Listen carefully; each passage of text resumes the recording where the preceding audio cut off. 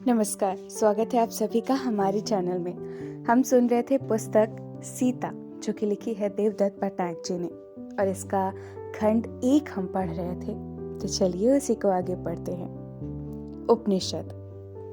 सीता ने भी अपने पिता के इस सम्मेलन में हिस्सा लिया। पहले वे उनके कंधे पर बैठ कर जाती, फिर गोद में बैठने लगी और अंततः इतनी बड़ी हो गई कि उस सभा में अपने पिता के साथ शामिल होने लगी, जिसमें सैकड़ों साधु संत मुनि आदि विराजमान होते।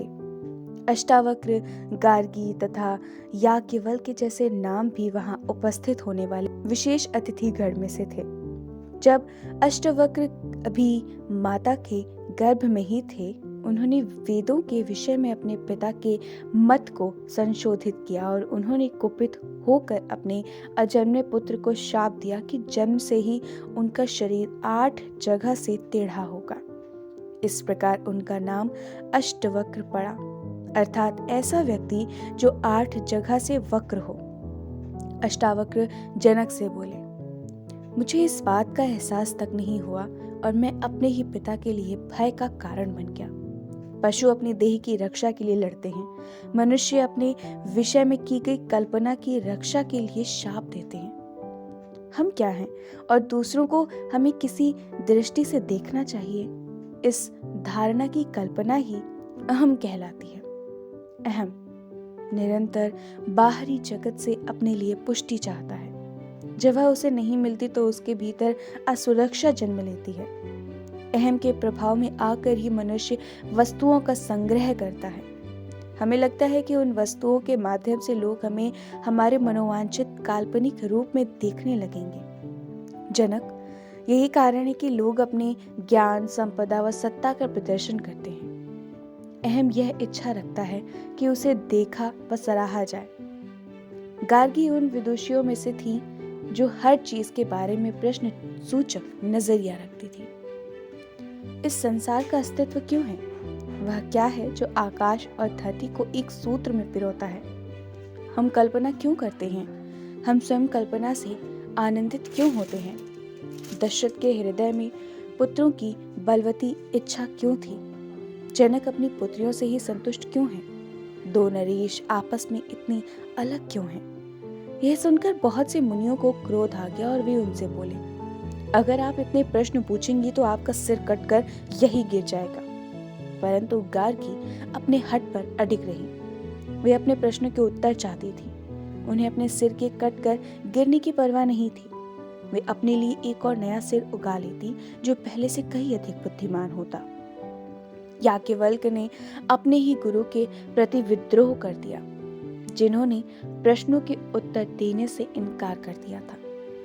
उन्होंने यह स्वीकार नहीं किया कि तपस्या और यज्ञ का उद्देश्य यही है कि प्रकृति को मानवता का आदेश मानने के लिए विवश कर दिया जाए।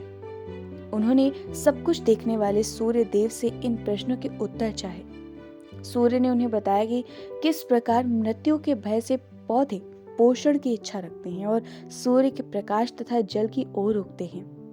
मृत्यु का भय ही पशुओं को चरागाहों की ओर भागने तथा शिकार करने को विवश करता है। इसके साथ ही जीवन की चाह ही पशुओं को छिपने तथा शिकारी से बचकर भागने को विवश करती है। परंतु मनुष्य का भय अनूठा है। कल्पना से परिपूरित होकर अपने लिए अर्थ व मूल चाहता है। क्या मैं कोई मोल रखता हूँ? मेरा मोल कैसे बन सकता है? इस प्रकार यह सारा ज्ञान पाकर याज्ञवल्क्य ने मनस के विषय में अपने ज्ञान को जनक के दरबार में सबके बीच बांटा। प्रत्येक मनुष्य अपनी कल्पना से अपना तथा संसार का निराला रूप रचता है।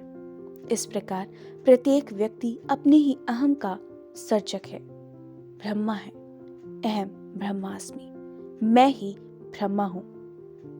तत्तत्वम असि, तुम वही हो।